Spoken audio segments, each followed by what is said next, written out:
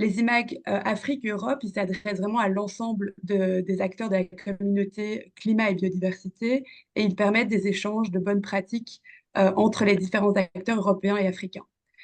Nous proposons ainsi chaque mois en alternance un IMAG Action Climat en Afrique et un IMAG Adaptation en Europe. Et le prochain rendez-vous pour l'adaptation, ce sera le 11 juillet à 15 heures sur la résilience face aux aléas liés à l'eau. Tout d'abord, nous vous rappelons aujourd'hui que l'IMAG est traduit directement en anglais et en français et vous pouvez sélectionner la langue de votre choix en cliquant sur l'icône circulaire en bas de votre écran. For your information, this e-mag is being live translated in English and in French, and you can select your language by clicking on the globe icon at the bottom of your screen. N'hésitez pas à vous renommer avec votre nom et votre organisation. Et merci de garder vos micros éteints lorsque vous ne parlez pas et n'hésitez pas à envoyer vos remarques et questions par écrit dans le chat. Pour information, la session aujourd'hui va être enregistrée. Avant de commencer, je me présente, je m'appelle Estelle Mettens et je suis chargée des événements pour l'association Climate Change et aujourd'hui je serai la modératrice de cet IMAG. Pour ceux qui ne le savent pas, Climate Change, c'est une association qui a été créée en 2015 et qui cherche à fédérer les acteurs non étatiques qui sont reconnus par la CNUC. Donc, ce sont les collectivités territoriales, les entreprises et la société civile. Et on a trois missions principales. La première, c'est de fédérer les acteurs à travers d'événements internationaux. La deuxième, c'est d'analyser l'action climat par des publications de notre observatoire. Et la troisième, c'est de diffuser l'information grâce à notre portail de l'action en ligne, où il y a un agenda de l'action, il y a une cartographie, une bibliothèque, etc. Et au croisement de ces trois missions, et pour poursuivre notre travail multi-acteurs au-delà des sommets, comme je l'ai dit, donc on propose bimensuellement jusqu'en septembre 2024 un espace d'échange autour de l'action climat dédié au continent africain. Et tout cela en partenariat avec le Média Afrique 21, qui est un média reconnu au niveau du développement durable en Afrique. Ensuite, à la fin de chaque IMAG, on écrit aussi un magazine qu'on publie en ligne, qui est consultable sur notre site web en format PDF. Aujourd'hui, nous parlerons du coup de la convergence climat-biodiversité à travers de la connectivité écologique. Et le 26 septembre, on parlera de l'accès aux énergies renouvelables et aussi des financements des énergies renouvelables. Le reste du programme sera développé en cours d'année. Au sommaire aujourd'hui, avant de passer au sommaire, pour plus d'informations concernant le concept ou le programme de nos IMAG, ma collègue Noémie va mettre dans le chat le lien vers la page de notre site web. Aujourd'hui, l'objectif de l'IMAG, c'est de démontrer à travers des exemples concrets de terrain comment la connectivité écologique favorise la réalisation de l'objectif 30-30. Et on va aussi un peu vous parler de la coalition Corridor de biodiversité qui a été lancée en 2022 par Climate Change et comment est-ce qu'une coalition comme ça peut aider dans la démarche de la favorisation de la connectivité écologique. Aujourd'hui, au sommaire, dans un premier temps, Mélène, mon collègue, vous présentera une note d'analyse de l'Observatoire de l'action climat en Afrique sur la convergence climat-biodiversité à travers la connectivité écologique. Ensuite, Noémie vous présentera une revue de presse comme je vous l'avais dit, des articles qui ont été sélectionnés par notre partenaire média Afrique 21. Et ensuite, nous entrerons dans une discussion de panel avec trois intervenants aujourd'hui pour aborder des exemples de connectivité écologique en Afrique pour atteindre l'objectif 30-30. Tout d'abord, on aura Clémence Tranchant qui travaille au sein de Panthera au Gabon en tant que juriste. Elle nous parlera du travail de gouvernance pour la connectivité écologique qui a été fait et des travaux de conservation au Gabon. Ensuite, Kwame Osei, qui est directeur des programmes chez Rainforest Alliance, nous parlera de la Sui River au Ghana et des défis et des opportunités par rapport à cet exemple. Et ensuite, pour finir, Fasciné Silla, qui est responsable Guinée chez Guinée 44, nous parlera de la finance carbone en faveur de la connectivité écologique et comment est-ce que Guinée 44 travaille avec les communautés locales pour assurer une convergence climat-biodiversité en Guinée. Les 15 dernières minutes de cette IMAG seront dédiées à une séance questions-réponses avec vous, le public. N'hésitez pas à poser vos questions dans le chat et de vous renommer avec votre organisation et votre nom. Avant de donner la parole à mon collègue Mélène, j'aimerais vous parler de la coalition internationale de corridors de biodiversité qui a été lancée en 2022, comme je disais, par Climate Change. Cette coalition, c'est vraiment une initiative pour la protection des écosystèmes et cette coalition regroupe des acteurs du climat et de la conservation. Et on a un premier projet démonstrateur qui se déroule en Guinée. Cette coalition, c'est une nouvelle plateforme internationale de mobilisation autour des questions de corridors de biodiversité en Afrique. Voilà, on voit que les initiatives, elles se multiplient dans ce domaine. Et cette coalition, c'est vraiment un outil de coordination, d'échange, de bonnes pratiques, de montée en compétences. Voilà, elle proposera aussi une cartographie à l'échelle du continent des corridors qui sont réalisés. Mélène reviendra un peu plus tard sur les objectifs de la coalition. Merci beaucoup à tout le monde d'être là. Et avant de donner la parole à Mélène, j'aimerais prendre 2 petites minutes pour vous poser une question à vous. Vous pouvez scanner le QR code avec votre téléphone ou vous connecter sur menti.com et taper le code 72 47 60 99 et répondre à la question, selon vous, quelles sont les actions cruciales aujourd'hui pour assurer qu'il y ait une convergence entre le climat et la biodiversité en Afrique? De quels outils a-t-on besoin? De quels partenariats aurait-on besoin? Euh, voilà, je vous donne 2, 3 petites minutes pour répondre.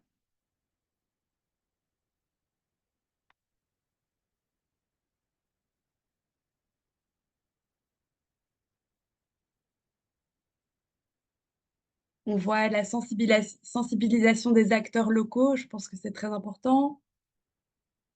Transnational cooperation, de la coopération internationale entre différents territoires, entre différents pays. On y reviendra d'ailleurs sur ce travail de coopération, comment c'est important de faire de la coopération internationale. Capacity building, montée en compétences, tout à fait. C'est d'ailleurs ce que la coalition internationale des corridors de biodiversité essaye de mettre en place aussi, d'avoir du partage de connaissances.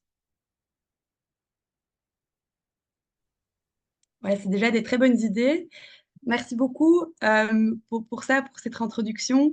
Et je vais tout de suite donner la parole à Mélène pour la présentation de la note de Bonsoir, l'Observatoire. je viens de vous apprendre en cours, Babacar Sen du Sénégal. Bonjour, monsieur. Bonjour tout le monde, moi c'est Alassane Diallo du Mali, je viens de Paris. Soyez les bienvenus et bonne rencontre.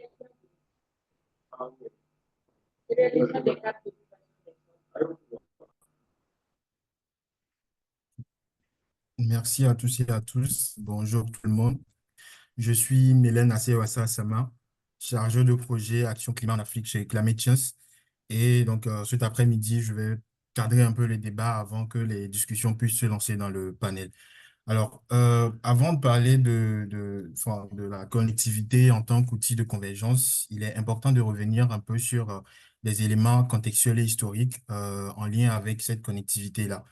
Quand on parle de connectivité, on pense aussi d'abord à trois conventions, les conventions de Rio, celle sur les changements climatiques, celle sur la diversité biologique et celle sur la lutte contre la désertification, même si cette dernière-là, en fait, a été adoptée en 2014, mais la base des négociations provient de la conférence de Rio de 92. Donc, ces trois conventions-là font et constituent le socle de ce qu'on a appelé les conventions de Rio, donc avec des enjeux sur les changements climatiques, sur la diversité biologique et sur la désertification. Et ce qu'on a constaté, c'est qu'il y a une interconnexion, finalement, les scientifiques l'ont prouvé, entre les enjeux de changement climatique, de désertification et de perte de biodiversité, dans le sens où la perte les conséquences des changements climatiques ont une influence sur la perte de la biodiversité. Et lorsque la biodiversité elle-même est maintenue, elle permet d'atténuer les conséquences de ces changements climatiques et aussi de lutter contre la désertification. Donc, scientifiquement, c'est prouvé qu'il y a une interconnexion. Le souci, c'est que dans la mise en œuvre de ces trois conventions-là, avec les agendas qui sont mis en place, qui sont définis, il y a un chevauchement de travaux, dans le sens où parfois les mesures prises au niveau de la Convention sur les changements climatiques entrent en interaction, parfois en conflit avec les mesures prises au niveau de la Convention sur la diversité biologique. Et cela ralentit l'efficacité de la mise en œuvre de ces conventions-là, alors qu'à côté, on a des défis liés à ces trois conventions qui se multiplient. Donc, il a été décidé à un moment donné d'adopter une approche transversale. Et l'une des solutions ou l'un des paradigmes qui prône cette approche transversale-là, qui intègre les enjeux de climat, de désertification et de biodiversité, c'est la connectivité écologique. Qu'est-ce qu'on entend par là? C'est la connectivité écologique, en réalité, c'est, comme la définition l'indique, un degré de connexion entre divers milieux naturels, donc avec les mêmes fonctions, et qui est au cœur des trois conventions dans le sens où elle intègre à la fois les enjeux de biodiversité, du climat et de désertification. Et pour aboutir à cette connectivité écologique-là, il y a un outil phare, ou en tout cas un élément important, c'est ce qu'on a appelé les corridors de biodiversité, qui en réalité sont des chemins. Un exemple ici sur cette image, vous verrez une infrastructure routière. En général, lorsqu'on bâtit ce type d'infrastructure-là, il y a une scission, il y a une déconnexion entre les différents espaces naturels. Donc ici, c'est typiquement un exemple de corridor dans le sens où on a fait en sorte que les deux milieux naturels, les deux espaces restent connectés pour permettre les allers et retours des espèces animales et végétales, donc pour permettre de faciliter une migration des espèces animales et donc garantir une connexion, donc une connectivité écologique entre les différents milieux et ce qui contribue finalement à renforcer à la fois la biodiversité et à ralentir la désertification et donc en quelque sorte lutter contre les changements climatiques. Euh, Au-delà une fois qu'on a fait cette précision-là, de plus en plus, on constate une prise de conscience du fait que de l'importance ou du rôle de la connectivité dans le rapprochement de ces trois agendas que je viens de citer. Et c'est également le cas sur le continent africain, où de plus en plus, ou en tout cas dans les faits, on constate au niveau politique, au niveau des programmes, au niveau des projets, que la connectivité écologique est de plus en plus utilisée comme outil de convergence des agendas biodiversité, désertification et climat en Afrique. Euh, Au niveau national, ça se voit dans les politiques et les législations qui intègrent la plupart du temps les enjeux de biodiversité et de climat. Donc, on a les lois sur la conservation de la nature que je ne vais pas citer, mais qu'on retrouve essentiellement dans les pays d'Afrique de l'Est. On a des politiques d'aménagement du territoire. On a les contributions déterminées au niveau national qui, dans leurs objectifs, réaffirment justement cette volonté de créer le lien entre biodiversité et climat par le biais de la connectivité écologique. On a surtout les stratégies et plans d'action nationaux de la biodiversité qui sont un peu des sortes de CDN, mais dans le cadre de la Convention de biodiversité qui intègre également ce rapport biodiversité-climat au travers de la connectivité écologique et donc des corridors de biodiversité. Il y a aussi des programmes de création de corridors de biodiversité qu'on retrouve de plus en plus sur le continent africain. Ici, j'ai sélectionné un exemple, un projet que vous retrouverez bientôt sur notre site Internet, qui est un projet de conservation de la biodiversité en Côte d'Ivoire et au Libéria, donc qui permet de protéger des milliers d'espèces végétales et animales et qui, quelque part aussi, renforce la biodiversité et permet d'atténuer les conséquences des changements climatiques. Et enfin, on a aussi des programmes de restauration des paysages dégradés et également des programmes de gestion des ressources naturelles. Donc, tous ces éléments-là montrent quelque part que sur le continent africain, il y a de plus en plus une volonté d'utiliser la connectivité écologique comme outil de convergence des enjeux de biodiversité, du climat et de désertification. Une fois qu'on quitte le niveau national, on a le niveau régional sur le continent africain où également il y a un certain nombre d'initiatives, de projets qui également intègrent la connectivité écologique en leur sein. Donc le premier, il y a quand même une multitude de projets, hein, il faut le rappeler. J'ai juste sélectionné deux, trois projets qui me semblaient importants parce que ils permettent aussi d'illustrer ce dont nous sommes en train de parler. Donc le premier projet, c'est celui sur la gestion des forêts mangroves au Sénégal et du Sénégal au Bénin, donc en passant par la plupart des pays côtiers qu'on retrouve sur cet axe-là, donc le Togo, le Ghana. Et ce projet vise par exemple à atteindre une protection intégrée de la biodiversité et des écosystèmes fragiles de mangroves en Afrique de l'Ouest et également un objectif de renforcement de la résilience face au changement climatique. Donc ici, encore une fois, on voit qu'il y a là une connectivité écologique qui est au centre de ce projet-là et qui permet encore aussi d'atteindre ces objectifs-là de protection de la biodiversité, de résilience face au changement Oui, bonjour. climatique et également de lutte contre la Babacar, na nga def? désertification. Monsieur Babacar, si vous pouvez Babacar Thiès Thiès Thiès Thiès waaw su na nga def bien grand. merci.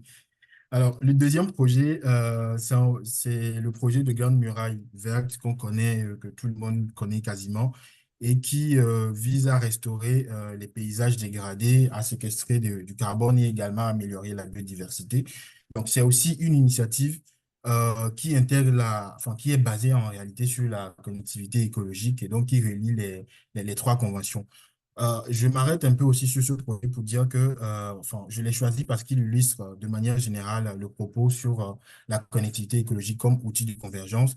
Mais il est aussi important de rappeler que ce projet, bien qu'il ait été lancé depuis 2007, est critiqué pour le peu de résultats qu'il produit en pratique. Donc, je sais que depuis 2, 3 ans, il y a des négociations qui visent à relancer ou à redynamiser ce projet-là, mais pour l'instant, on est vraiment, enfin, les résultats jusque-là sont très limités, donc l'efficacité reste encore à prouver. Néanmoins, pour l'illustration de ce propos-là, c'est un projet intéressant dans le sens où il intègre la connectivité écologique et qu'il y a des exemples de corridors à travers ce projet, et aussi des exemples de protection de la biodiversité et de lutte contre les changements climatiques.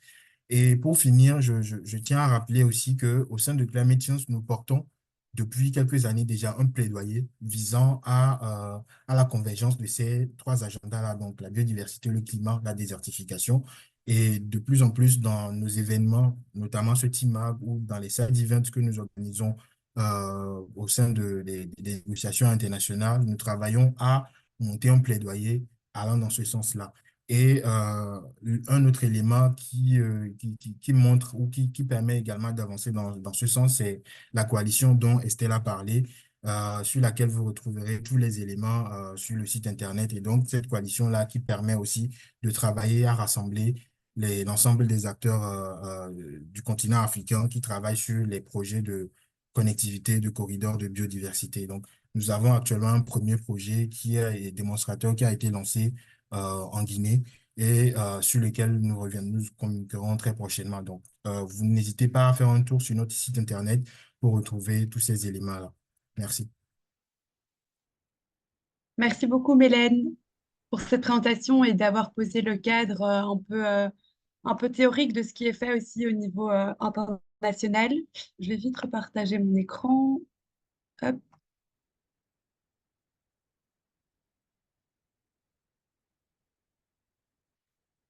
voilà.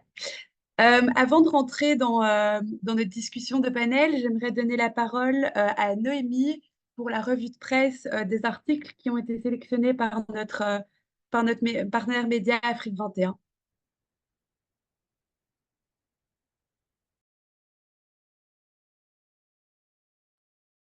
Hi, everyone. Thank you, Estelle, for the introduction. I have put the Bonjour à links. tous, merci Estelle pour l'introduction. J'ai mis ici le lien pour les articles. Tout d'abord, j'aimerais parler de Afrique 21. Afrique 21, c'est notre partenaire pour ce webinaire. C'est en anglais et en français, un média anglais-français qui nous donne des informations sur l'économie verte, sur l'environnement, le développement durable en Afrique. Pour cette IMAG, ils nous ont donné 3 articles qui parlent ici de la biodiversité en Afrique, qui montrent également cela comme étant multidimensionnel, comme étant vraiment embrigué dans le changement climatique et les systèmes sociaux. Comme vous le voyez ici sur l'écran, c'est le premier article qui nous a été fourni par Afrique 21, qui parle de la manière dont le changement climatique accélère donc le développement et le changement et le déplacement donc de ces espèces, les serpents venimeux, et de prolifération, donc avec une prolifération qui a augmenté de 250%, avec des pays comme le Niger et le Namibie qui sont affectés, avec la prolifération qui est donc causée par aussi la dégradation climatique, avec beaucoup de morsures également. Et l'Organisation mondiale de la santé a suggéré plusieurs solutions pour gérer donc cette prolifération de serpents venimeux, pour renforcer les systèmes de santé et pour augmenter également la prise de conscience et pour informer le public sur les risques.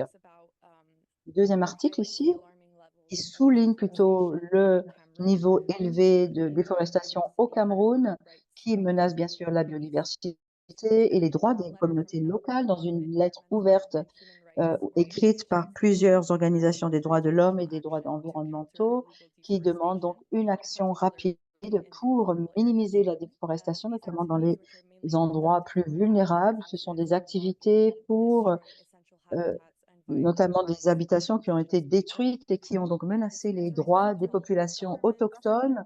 Cette lettre demande également une action de la part des gouvernements et des institutions internationales pour respecter les engagements pour limiter la déforestation et protéger les droits humains, avec d'autres marchés également qui ont dégradé vraiment l'état du Cameroun, notamment les forêts. Et troisième article qui parle d'une étude récente par le King's College à Londres, qui parle de la région des Grands Lacs et la montée des eaux qui menace le flamand rose, donc d'Afrique. Il y a au cours des 23 dernières années, les niveaux d'eau donc ont monté et ont menacé les sources d'alimentation pour les flamants roses à cause de la dilution des notamment composants chimiques, avec des pénuries d'alimentation. À cause de cette pénurie d'alimentation pour les flamants roses qui doivent se déplacer vers des zones non protégées, ce qui les rend plus vulnérables, et les chercheurs demandent donc d'autres actions, d'autres alternatives pour protéger ces espèces emblématiques que sont les flamants roses. Je redonne la parole à Merci beaucoup. Estelle. Et on voit bien dans ce dernier article qu'il faut plus de corridors entre les différentes aires protégées et de la coordination internationale, ce qu'on essaye de faire notamment avec la coalition. J'ai maintenant le plaisir de vous présenter notre panel d'exception du jour. Nous aurons, comme j'avais dit, Clémence, conseillère juridique chez Panthera Gabon, Kwame Osei, directeur des programmes de Rainforest Alliance, et Fassine Silla, qui est responsable de Guinée chez Guinée 44. Nous allons commencer aujourd'hui par Clémence. Merci beaucoup d'être avec nous aujourd'hui, Clémence. Comme je disais, vous travaillez chez Panthera au Gabon en tant que juriste. Merci beaucoup d'être là aujourd'hui. J'aimerais commencer par vous, car vous travaillez au niveau national avec le ministère sur les sujets de gouvernance, sur la connectivité écologique. Et aujourd'hui, est-ce que vous pourriez nous dire quelles sont les avancées par rapport au travail que vous effectuez?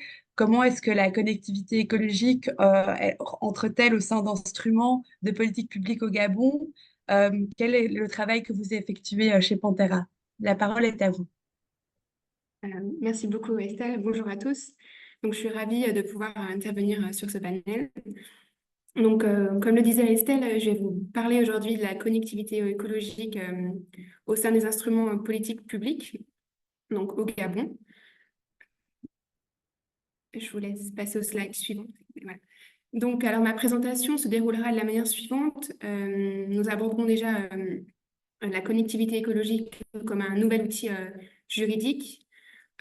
Ensuite, nous parlerons de la volonté d'alignement du gouvernement avec les stratégies internationales de conservation, notamment en matière de connectivité écologique. Et ensuite, nous verrons la reconnaissance d'une connectivité écologique par la loi. On aura ensuite deux cas d'études, le bail de Momba et le petit village de Massaha. Ensuite, nous verrons les autres opportunités en cours vers une connectivité écologique. Pour enfin terminer vers les défis à surmonter et les convergences climat-biodiversité au Gabon.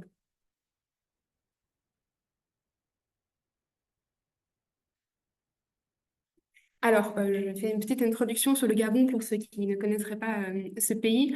Donc, il se trouve en Afrique centrale, juste sur la ligne de l'équateur, dans le bassin du Congo.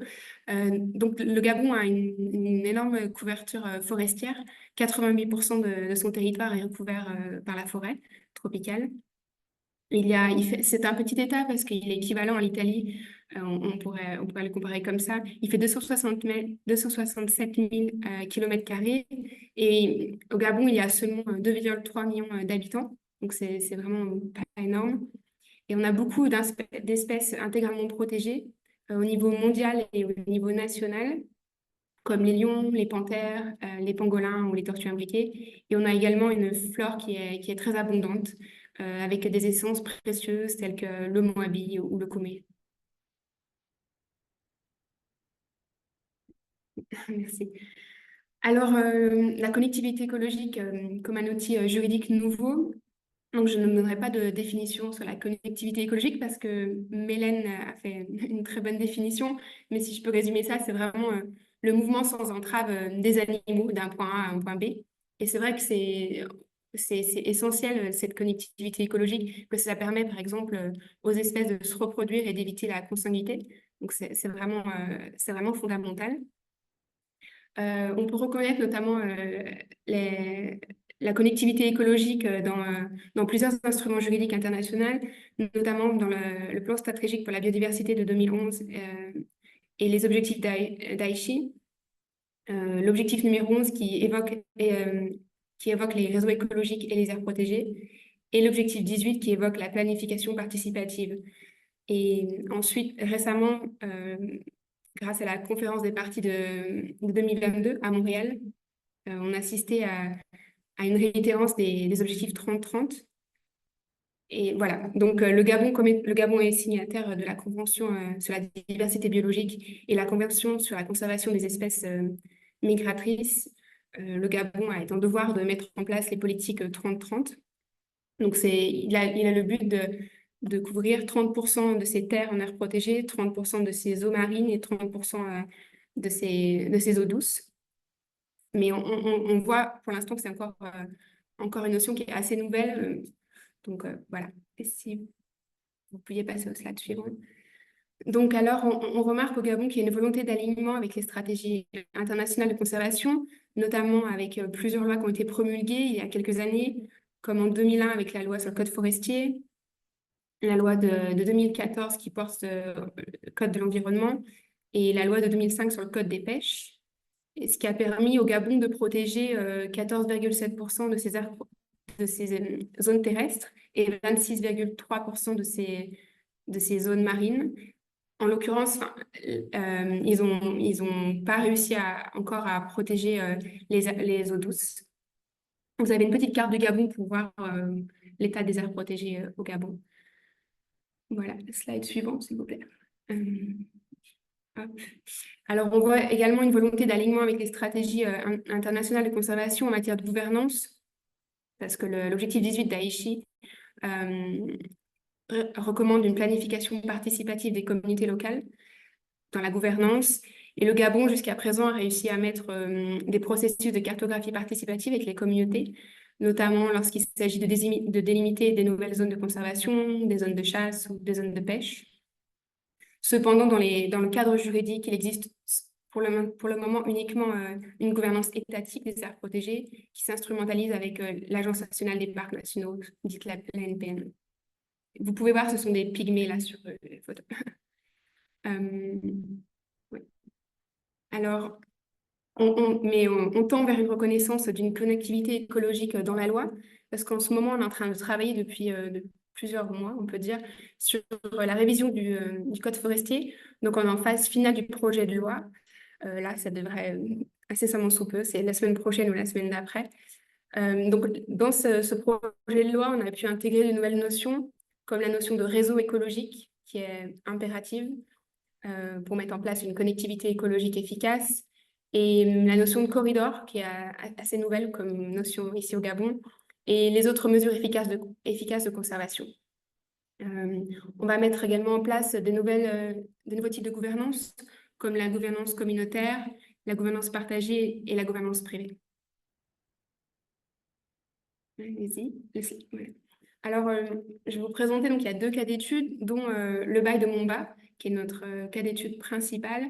En fait, le bail de Momba se trouve entre le parc de Moigna et de Libindo, donc ça se trouve au nord-est du Gabon. Et c'est un endroit qui est limité d'accès parce que pour s'y rendre, il faut faire 12 heures de 4x4, 7 heures de pirogue et 4 heures de marche.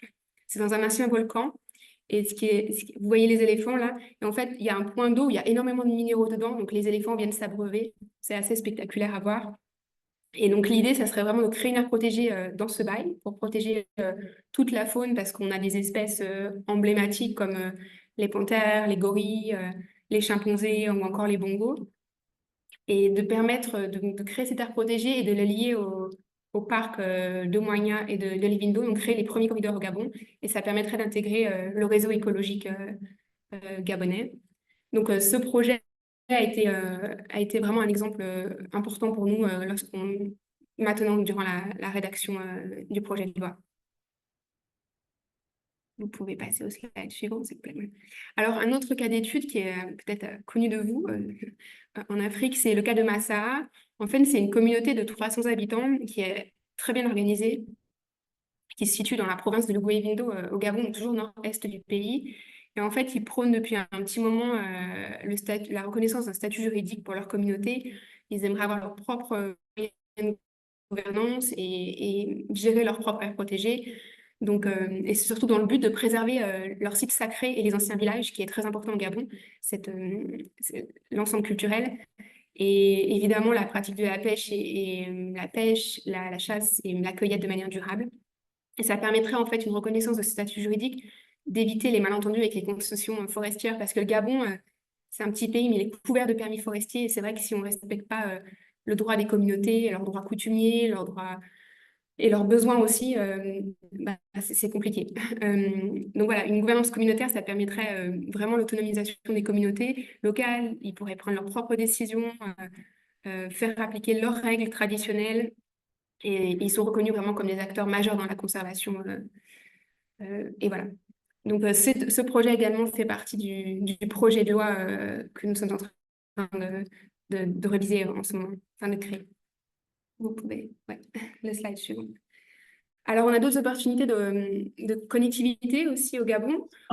Other opportunities of connectivity in Gabon, we are also working on protected areas at cross borders with Congo, for instance, because in Gabon, the main border, our neighbors are the Congolese people. So we have several cross-border protected areas in the south of Gabon, Ayamumba, and also Mufwari area, and also the Bateke, Ogoeleteke in Congo, savannahs and plains, and in the north of the country, Mekombo Odzala in Congo. So the idea is to implement these cross-border protected areas to have some coordination with the governance.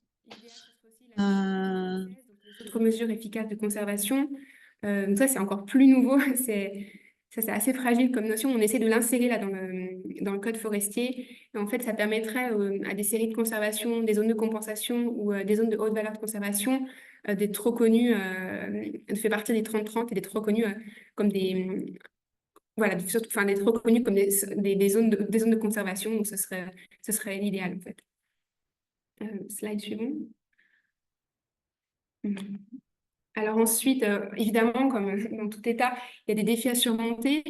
Le défi principal, là, ça serait surtout la finalisation et l'adoption du code forestier, du nouveau code forestier, parce que c'est vrai qu'il a déjà été révisé en 2017, mais il n'a pas été appliqué. Donc on espère vraiment que cette fois-ci, c'est la bonne. Voilà. Et la mise en œuvre coordonnée de la stratégie des 30-30, parce que c'est vrai que là, on voudrait inclure les eaux douces et c'est plusieurs ministères qui travaillent sur les mêmes thématiques, mais voilà, c'est toujours un problème un peu de coordonner toutes les administrations, sachant que maintenant, au vu de notre situation un peu plus instable politiquement, notre ministère a été divisé en deux. On est le ministère des Eaux et Forêts d'un côté, le ministère de l'Environnement de l'autre. Donc c'est vrai que des fois, pour savoir quelles sont les prérogatives de tel ou tel ministère, c'est un peu plus compliqué. Mais bon, ça avance et c'est très bien. Donc voilà, il faut pallier évidemment la lenteur institutionnelle. Il faudra appliquer la loi parce que voilà, sur le papier, si tout est appliqué, ce sera très, très chouette, mais encore faut-il l'applicabilité de la loi. Et voilà, évidemment, les moyens financiers pour faire des suivis des aires protégées ou des zones de conservation et la surveillance qui est très importante. Voilà, et tout ça dépend évidemment de la volonté politique, hein. Et voilà, sans compter évidemment les pressions anthropiques qui peuvent peser sur toutes ces zones de conservation et cette connectivité écologique, avec notamment au Gabon beaucoup de sites miniers, des mines, les sites pétroliers ou bien les concessions forestières. Allez-y. Alors, pour vous parler de la convergence climat-biodiversité au Gabon, donc c'est évident qu'elles sont intrinsèquement liées et le changement climatique peut avoir lieu au Gabon, même si c'est un territoire qui est très humide, comme il y a 88% du territoire qui est recouvert de forêt. On a quand même un risque d'extinction et de déclin des espèces. Et on observe déjà en fait un conflit homme-faune à cause du changement climatique. Je vais vous donner un petit exemple tout bête, mais en fait, à cause du changement climatique, il y a moins de fruits dans les arbres en forêt et les éléphants mangent ces fruits et les villageois aussi. Donc, ce qui fait que les villageois se lèvent plus tôt le matin pour aller chercher ces fruits en forêt, plus quand il fait encore nuit. Donc, ils ont plus de chances de rencontrer des éléphants et ça crée des conflits. Donc ça, c'est vraiment triste. Donc, ça favorise les zoonoses, également le changement climatique dans les forêts tropicales et bon, ça peut emmener aussi les transformations du sol. Donc, c'est vrai le rôle il est primordial des communautés locales dans le maintien de la biodiversité et surtout à travers leurs savoirs ancestraux et leurs traditions culturelles. Ils ont par exemple le savoir d'utiliser les plantes médicinales et ça, c'est fondamental. Et ils gèrent très bien de façon durable les espèces depuis la nuit des temps. Donc, ils savent faire, ils connaissent leurs forêts.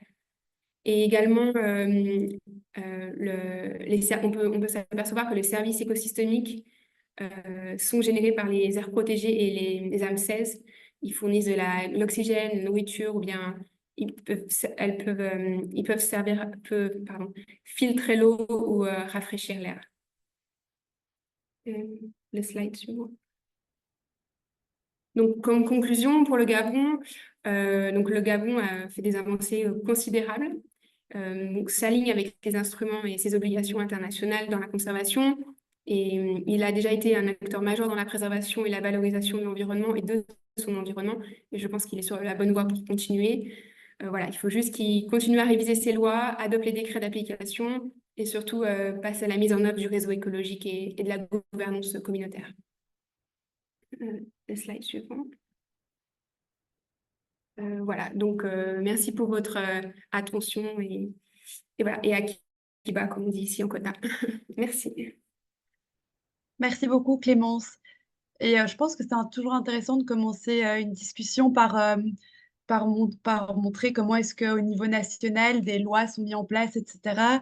Et après, comme vous avez dit, c'est super important de l'applicabilité de ces lois-là. Je pense que ça, c'est toujours un gros problème, surtout quand on parle de connectivité écologique, que ce soit que les lois qui soient rédigées soient après réellement implémentées.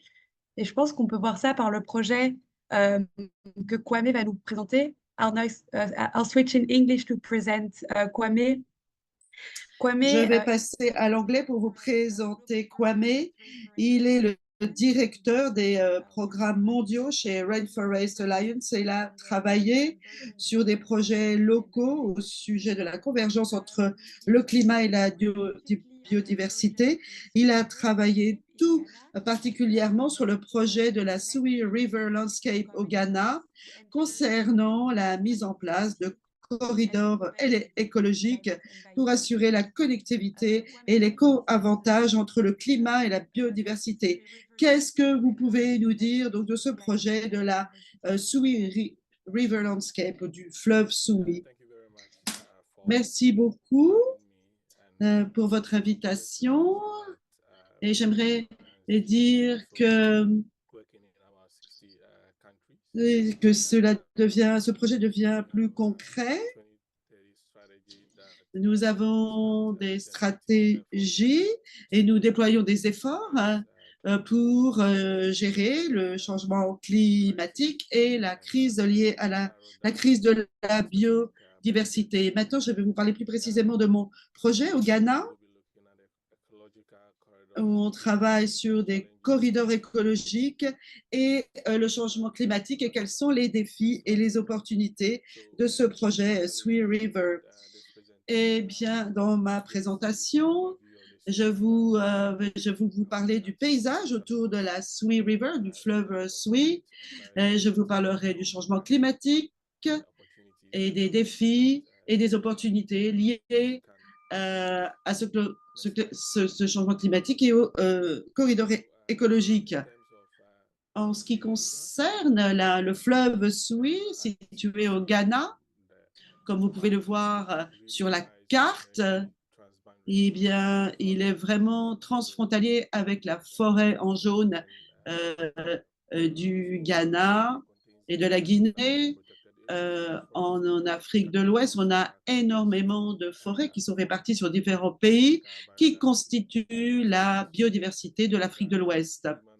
Et il y a beaucoup d'activités humaines qui contribuent à cette déforestation et à cette fragmentation de la biodiversité. Et en ce qui concerne la pauvreté, il y a beaucoup de stress, de pression sur les ressources. Et c'est la raison pour laquelle le changement climatique est vraiment un problème critique que nous devons gérer.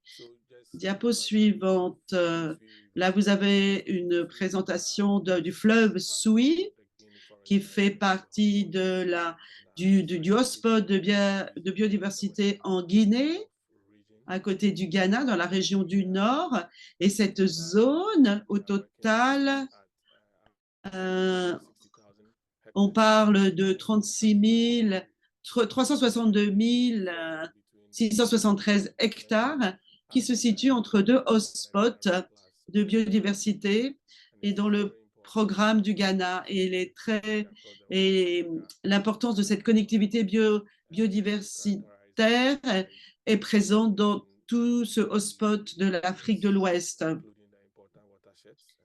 Et il y a également beaucoup d'eau, d'étendues d'eau qui sont concernées, des réserves de forêt et des sanctuaires dans les collines et les rivières, des parcs également, des fleuves, pour vous donner une idée de tout ce qui constitue ce paysage.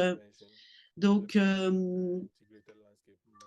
nous devons intégrer la gestion du paysage selon le modèle avec les différentes entreprises qui luttent contre le changement climatique et qui essayent de relever les défis liés à la biodiversité.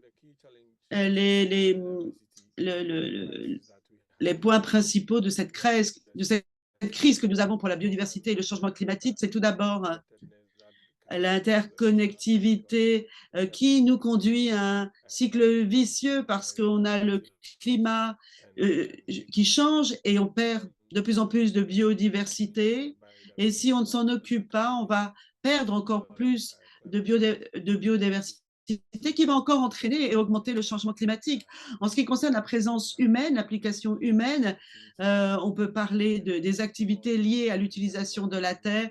Et il y a beaucoup de coupes de bois illégales, beaucoup d'exploitation de mines illégales et des pratiques agricoles qui ne sont pas du tout durables, qui jouent énormément sur le défrichage des forêts et qui jouent également sur le changement climatique.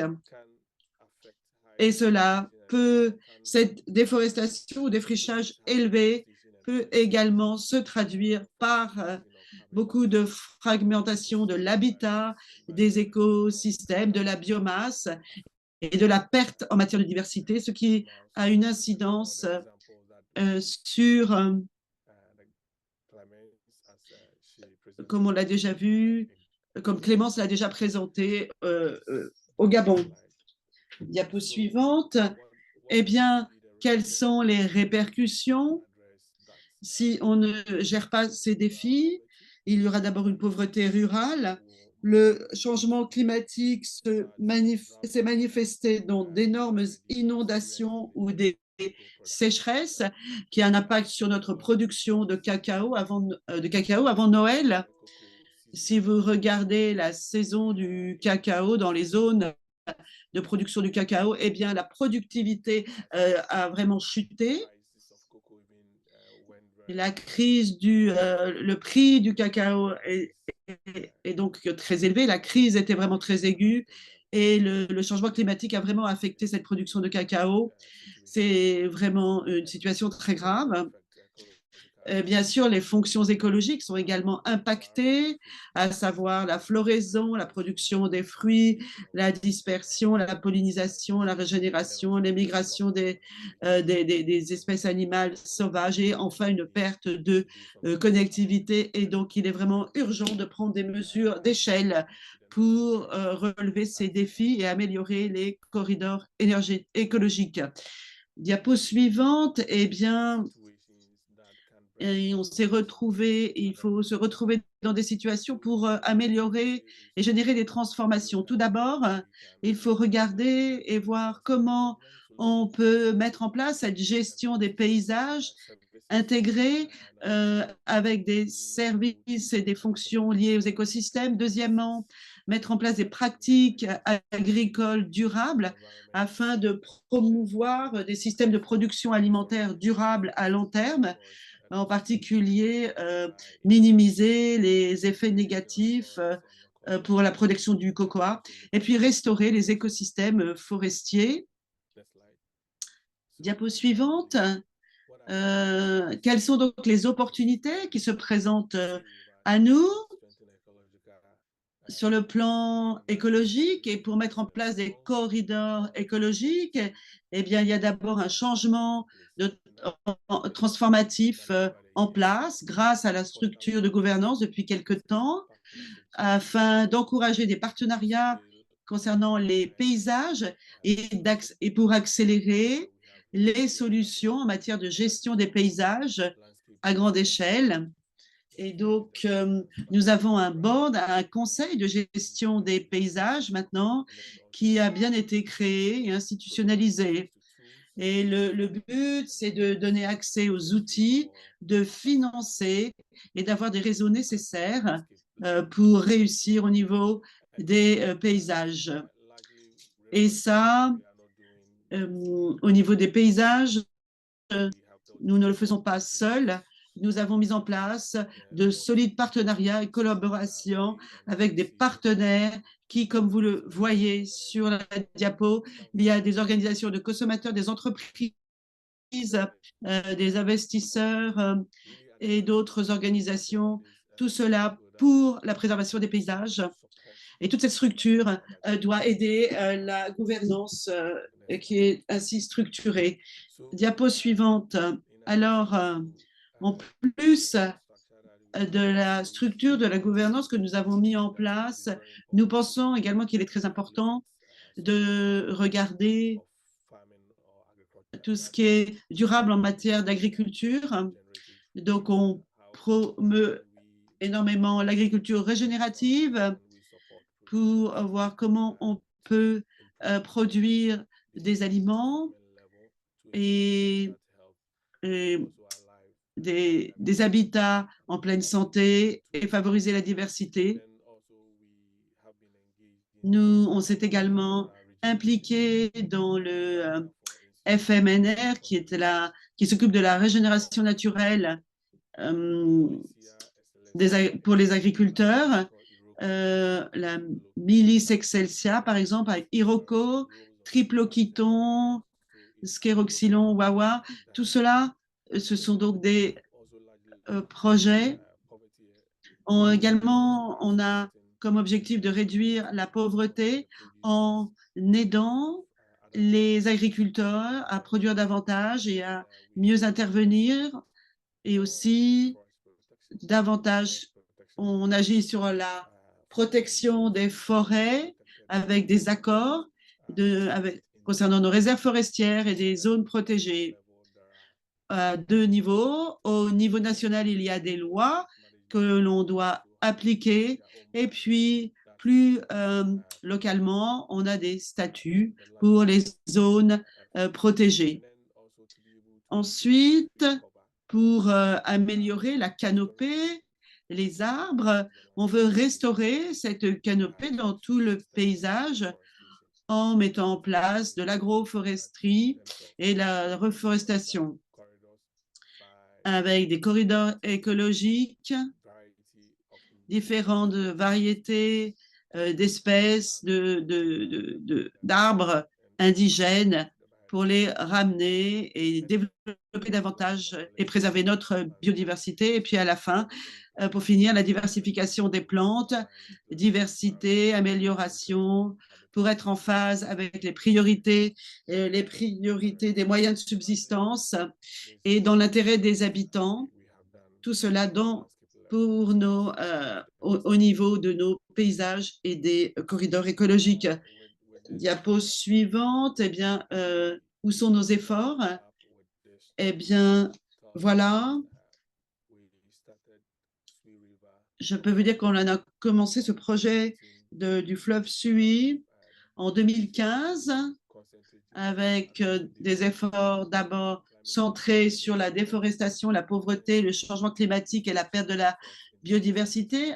On est ensuite passé à une phase de restauration de 2017 à 2022, incluant une structure de gouvernance inclusive, une atténuation du changement climatique et puis une autonomisation économique en développant davantage des activités liées aux moyens de subsistance avec des programmes. Et depuis l'an dernier, à partir de l'an dernier, on a la troisième phase axée sur les paysages, où on veut avoir un impact plus important sur les paysages, un impact d'échelle. Et on a choisi d'avoir des initiatives au niveau du paysage. Et comment pouvons-nous collaborer davantage? Et on peut profiter de cet impact d'échelle. Et le but, c'est d'avoir un impact vraiment d'échelle. Et notre modèle pour les paysages devra être renforcé grâce au corridor écologique. Et puis, je tiens à rendre hommage à l'Union européenne qui nous a vraiment beaucoup aidés, ainsi que les États-Unis et Yuki It. Voilà, merci beaucoup. Merci beaucoup pour cet exemple très intéressant sur le fleuve Sui et ses paysages. Comme nous l'a dit Clémence, la gouvernance est vraiment très importante si on veut atteindre cette connectivité écologique. Et vous nous avez montré que c'est multidimensionnel et qu'il y a beaucoup de gens qui sont impliqués, qui déploient beaucoup d'efforts autour de tous les aspects de la diversité qui doivent être pris en compte. Merci encore beaucoup pour votre exposé. Pour finir, j'aimerais passer la parole à Fassine Silla, qui est responsable Guinée chez Guinée 44. Merci beaucoup d'être là, Fassine. Pourriez-vous aussi nous parler du travail que Guinée 44 fait en termes de connectivité écologique en Guinée et aussi comment est-ce que vous travaillez avec les communautés locales pour assurer cette convergence climat-biodiversité? Comment est-ce que la population locale est impliquée dans tous ces processus-là? La parole est à vous.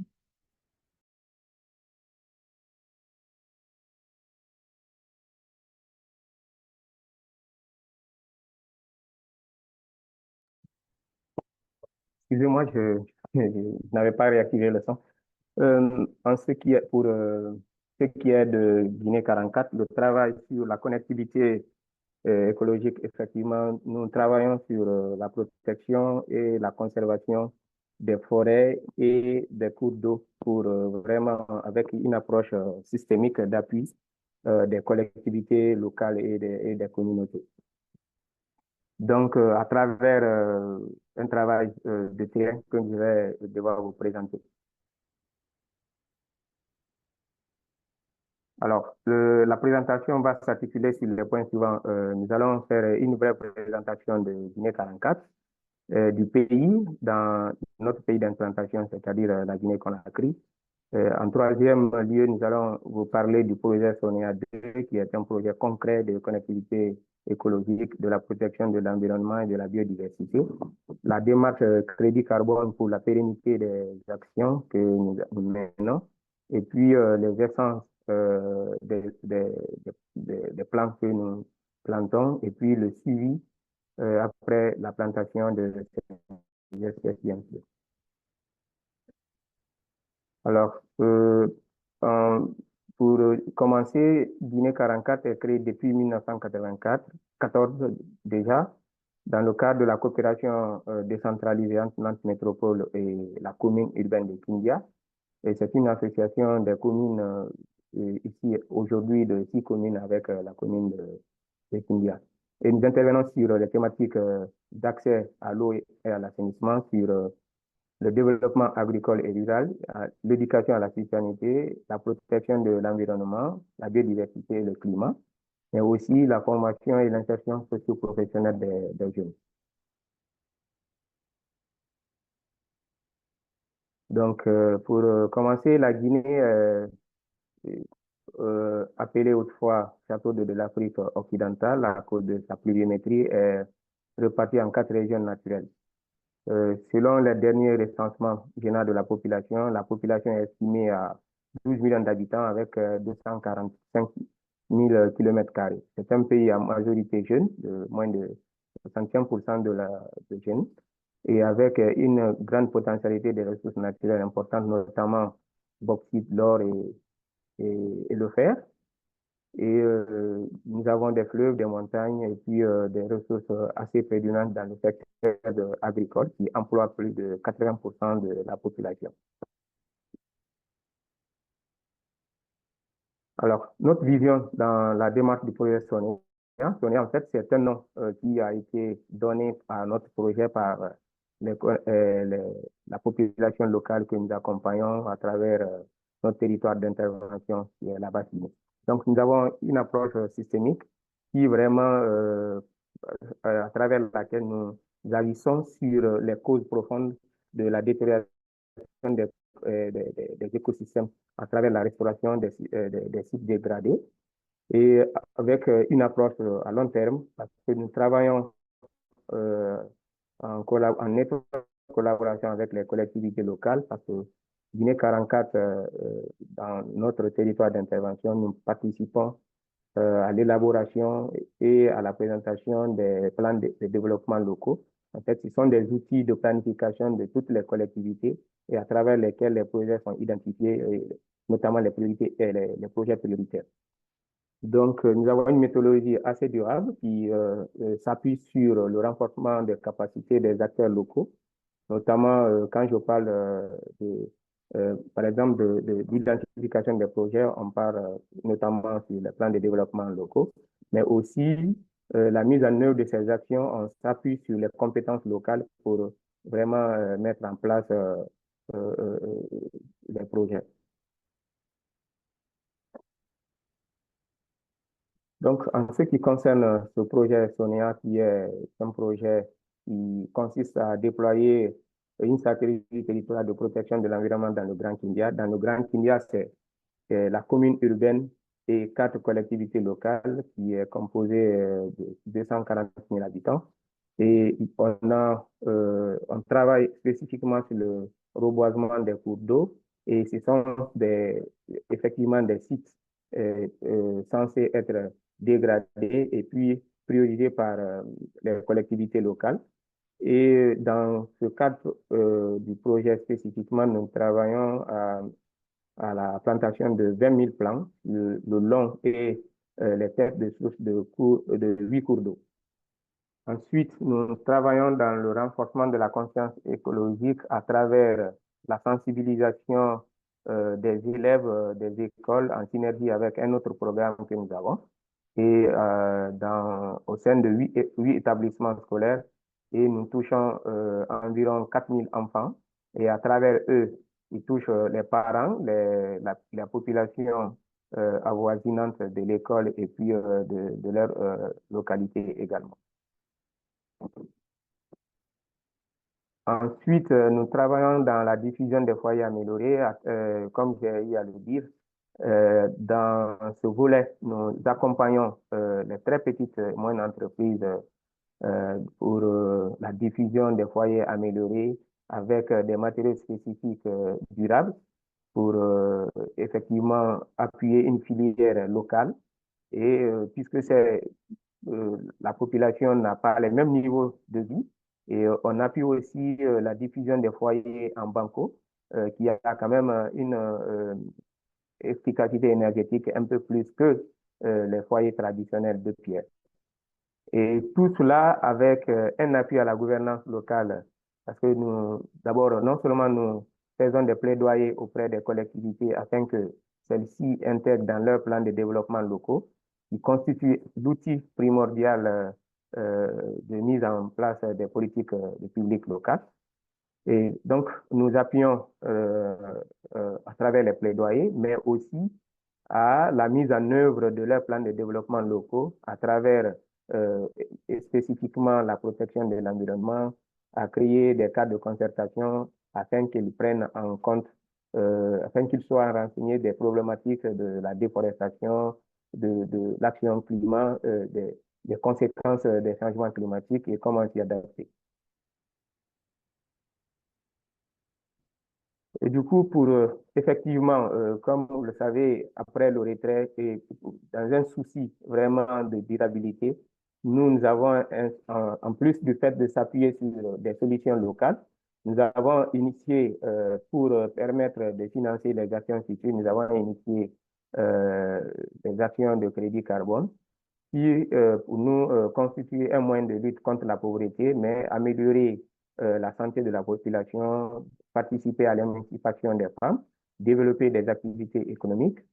Et du coup, à travers un outil qui a été spécifiquement conçu et réalisé par les artisans locaux, et cet outil a été labellisé et il a été caractérisé dans un laboratoire d'énergie renouvelable au Mali. Et les études ont prouvé que cet outil permet d'économiser 2,5 tonnes d'équivalent CO2 par an, et puis il permet de diviser la consommation de bois énergien en deux. Et du coup, cet outil a été labellisé Gold Standard et ça nous a permis de générer des crédits carbone. Donc, pour rappel, une tonne de carbone évité correspond à un crédit carbone que nous mettons sur le marché volontaire. Bon, plus spécifiquement, puisqu'on parle d'amélioration des conditions de vie des populations, donc pour que le projet soit vraiment parlant avec la population, nous avons fait des études d'impact du projet sur le plan économique.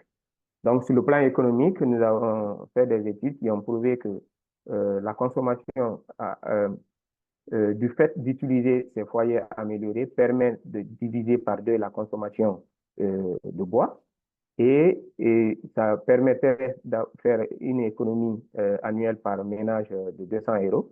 Et du coup, nous avons estimé cela en termes en nature, ce qui permet, à l'époque de cette étude-là, permet d'avoir 4 sacs de riz, dans le contexte guinéen, et 4 bidons et quelques morceaux de savon. Donc, ce sont des outils qu'on avait développés pour montrer à la population que non seulement l'utilisation de ces foyers a des impacts positifs sur l'environnement, sur la santé, mais aussi il a des impacts économiques que nous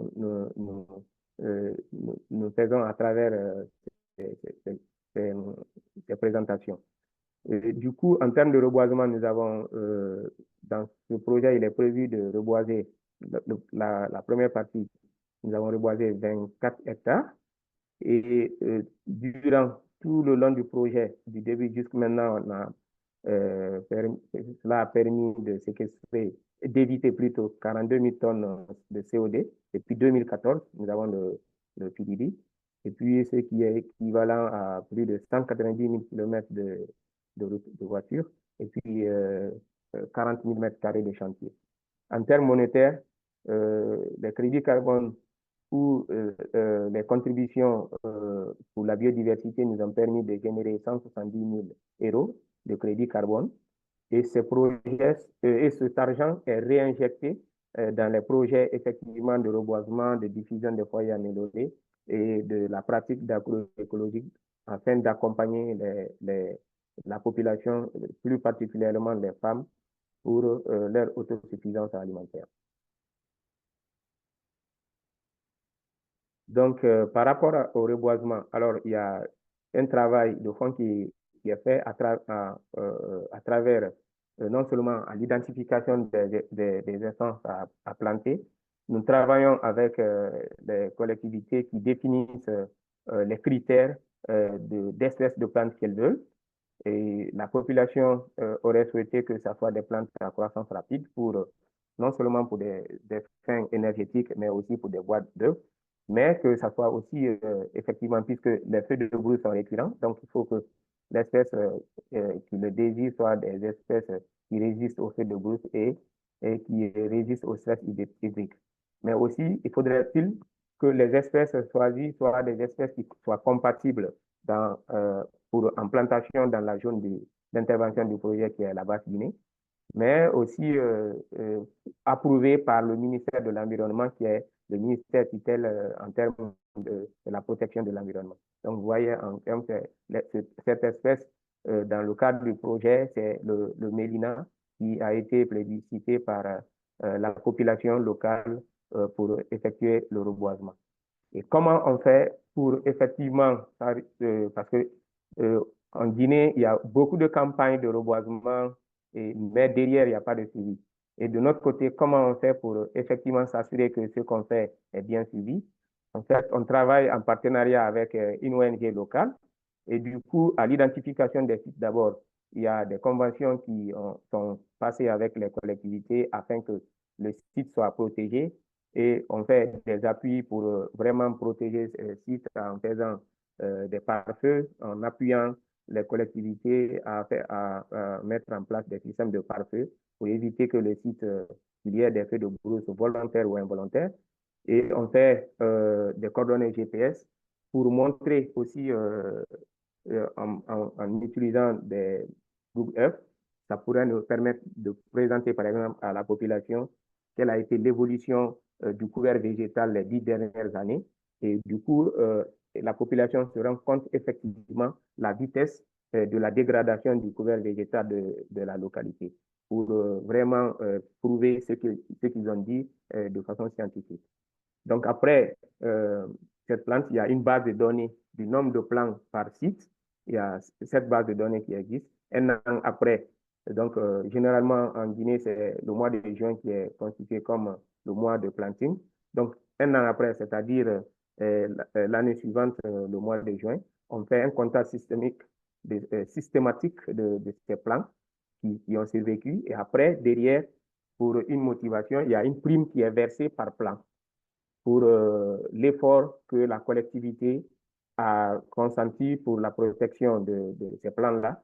Ensuite, il y a une convention, comme j'ai eu à le dire, qui se fait entre la collectivité bénéficiaire et Guinée 44 pour la bonne utilisation de ces fonds-là. Parce que ces fonds doivent encore être réutilisés, en tout cas pour non seulement faire des nouveaux sites, pour reboiser de nouveaux sites, mais en tout cas pour développer des projets agroécologiques, en tout cas pour des projets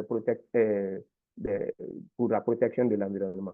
Donc, c'est l'engagement que la communauté tient. Et puis, on suit aussi et on passe à une autre collectivité. Donc, voilà en quelque sorte notre démarche. Je vous remercie pour votre attention.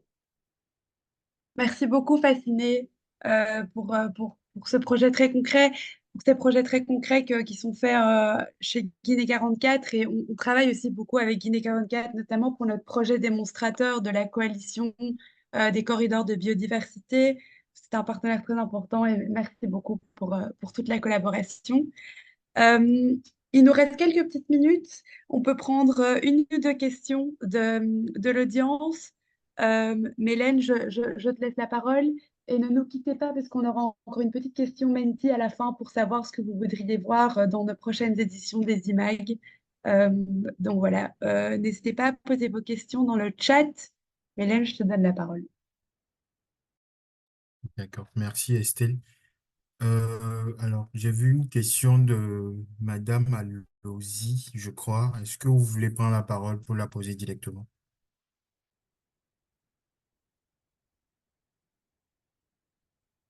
Sinon, je peux la lire. La première question, c'est... Ah oui, allez-y.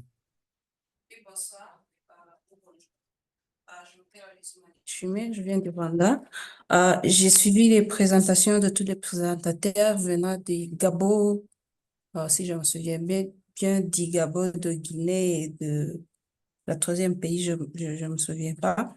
Je me demandais si, basé sur la présentation sur les effets du changement climatique, si tous les effets du changement climatique présentés dans vos présentations étaient prouvés scientifiquement avec des données scientifiques, avec une méthode quelconque de collecte de données et d'analyse de données. Merci.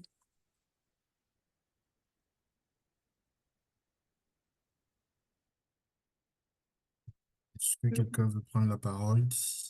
Alors, moi, je vais juste répondre pour ma part pour le très bonne question. Merci. I can go. Oh, you can go. You want to go? Yeah, go ahead. And then. Moi, je peux répondre. Allez-y. Je peux essayer rapidement.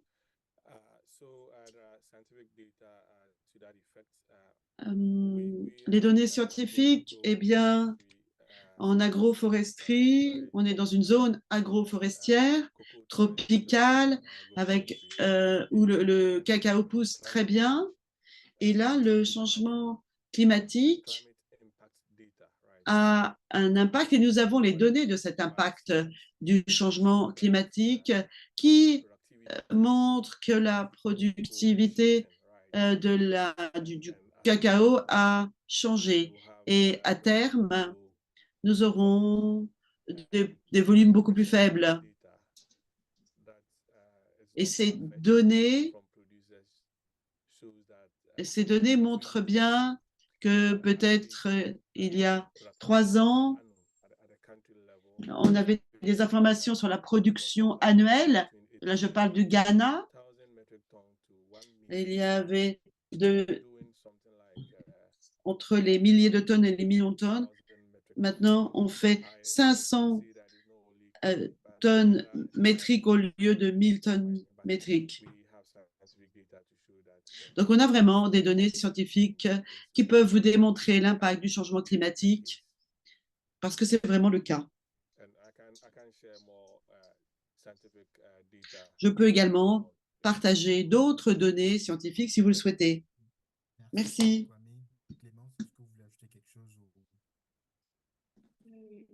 Non, c'est bon. En fait, c'était juste moi pour dire que concernant l'exemple que j'avais donné moi pour les fruits en forêt, il n'y a pas encore d'études scientifiques qui avaient été faites. C'est vraiment des constatations pour l'instant. Donc, voilà. D'accord. Alors, ce que je peux ajouter, c'est que si vous le souhaitez, vous pouvez, Madame Alozi, laisser votre mail. Je pourrais partager avec vous aussi quelques plateformes mises en place par, je pense, un observatoire de l'OCDE qui partage des données sur l'impact des changements climatiques, notamment dans le Sahel en Afrique, mais plus spécifiquement au niveau du Sahel. Donc, c'est des données qui sont disponibles et que nous pourrons partager avec vous. Voilà. J'ai vu la main levée. Ah, Fasciné. Oui, en ce qui concerne sa question par rapport vraiment à des justifications scientifiques, par exemple, quand je prends l'outil que nous développons, le foyer amélioré, j'ai eu à le dire, il est certifié Gold Standard, ça veut dire qu'il y a dans un premier temps un test sur le terrain qui a été fait. Après, le test a été prouvé dans un laboratoire scientifique, laboratoire d'énergie renouvelable du Mali, et certifié par Gold Standard. Ce qui a amené à produire effectivement 2,5 tonnes de CO2. Et derrière, il y a chaque année un monitoring qui est fait et un rapport est produit pour envoyer à Gold Standard qui évalue et qui valide. Et si vous allez par exemple sur le site de Gold Standard, vous allez trouver que effectivement nos crédits carbone sont certifiés sur leur plateforme. Ça, c'est ce qui concerne le crédit carbone. En ce qui concerne effectivement les forêts, j'ai eu à le dire, quand on identifie un site de reboisement, on prend, dans un premier temps, on prend d'abord les données GPS, et ces données GPS sont introduites sur Google Earth. Et vous savez, il y a il y a des fonctionnalités de Google Earth qui nous permettent de voir, par exemple, sur le site, l'évolution de la végétation, en tout cas, de la végétation de la localité les 10 dernières années. Et du coup, après, c'est ce qui sera transmis pour voir effectivement quelle sera l'évolution, l'amélioration du couvert végétal de la zone. Donc voilà les preuves scientifiques que nous avons par rapport aux activités de crédit carbone et de la plantation. Merci, Fasciné, pour ce complément d'information. Alors, on va peut-être prendre encore donner la parole à une dernière personne rapidement, vu que nous sommes pris par le temps. J'ai vu la Disla Milengue. Si vous pouvez prendre la parole pour poser votre question. Oui, merci beaucoup. Je suis Ladislas Ouitanene du réseau des organisations des jeunes au niveau de la RDC. Et moi, j'avais des préoccupations. La première des fois, je remercie tous les présentateurs par rapport aux différentes présentations qu'ils ont fait. Mais moi, j'aimerais savoir, est-ce qu'au niveau de nos communautés locales, tous les effets ou bien les événements identifiés, est-ce qu'ils sont toujours liés au changement climatique?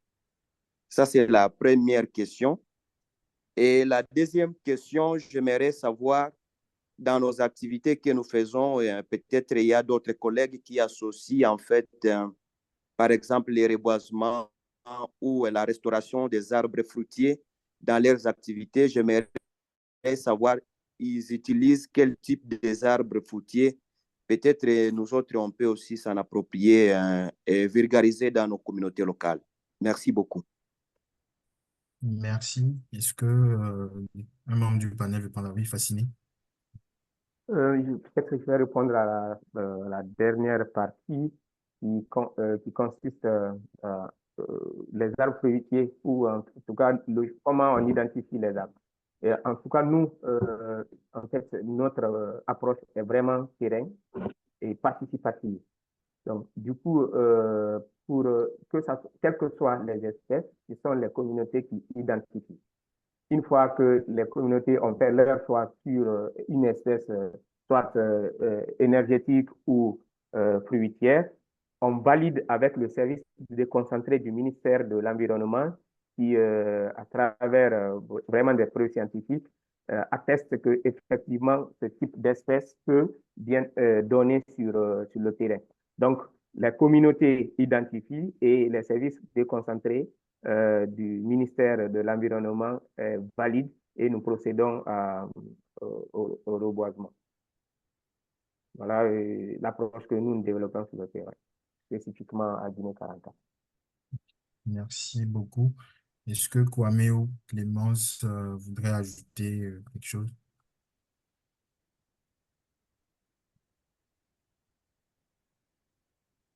Non. Estelle, alors je te donne la parole vu qu'on est pris par le temps. Oui, merci beaucoup et n'hésitez pas à nous recontacter, Mélène ou moi, si vous avez d'autres questions. On sera ravis d'essayer d'y répondre aussi. Euh, Juste avant de conclure, j'aimerais vous redonner une dernière fois l'opportunité de participer à Menti en scannant le QR code ou en allant sur menti.com avec le code qui s'affiche à l'écran. C'est pour avoir un peu votre retour sur ce que vous aimeriez voir dans le futur dans nos IMAG, des sujets abordés ou un format. Voilà, n'hésitez pas à nous donner vos idées. Euh, Pendant ce temps-là, je vais conclure l'IMAG d'aujourd'hui. Merci beaucoup à tout le monde pour votre présence aujourd'hui et et la participation active dans la discussion. Merci beaucoup aussi à notre interprète pour l'interprétation français-anglais. Euh, on vous attendra dans 2 semaines pour notre prochain IMAG Adaptation Europe sur les aléas climatiques liés à l'eau et comment on s'adapte par rapport à ça en Europe. Ce sera le 11 juillet à 15 heures et le 26 septembre à 15 heures aussi, on aura un IMAG sur le financement et l'accès aux énergies renouvelables. Je vais passer à la slide suivante. Voilà, vous pouvez scanner le QR code pour vous inscrire à un de ces deux IMAG de l'année prochaine, des semaines prochaines et des mois prochains. Et Noémie va aussi mettre le lien dans le chat si vous voulez cliquer directement. Et avant de terminer, nous vous invitons aussi à participer si vous êtes dans les environs de Bordeaux en France le 27 septembre. On organise un événement dédié à la biodiversité, les regards croisés Europe-Afrique. Et comment est-ce qu'on peut connecter justement ces acteurs du développement, du climat et de la conservation en vue des 3 COP qui arrivent au deuxième semestre 2024. Donc n'hésitez pas à scanner aussi le QR code ici pour vous inscrire et le lien sera aussi mis dans le chat. On espère vous y voir. Malheureusement, c'est un événement que en présentiel. Donc, si vous êtes dans les environs, ce serait génial de vous voir là-bas. Merci beaucoup à tout le monde d'avoir participé aujourd'hui. Merci beaucoup encore aux intervenants. Et n'hésitez pas à nous contacter si vous avez des questions à nous poser. Merci beaucoup à tous. Merci. Merci. Au revoir. Au revoir.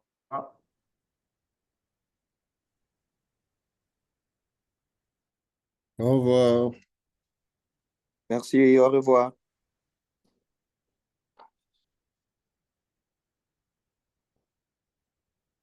Au revoir.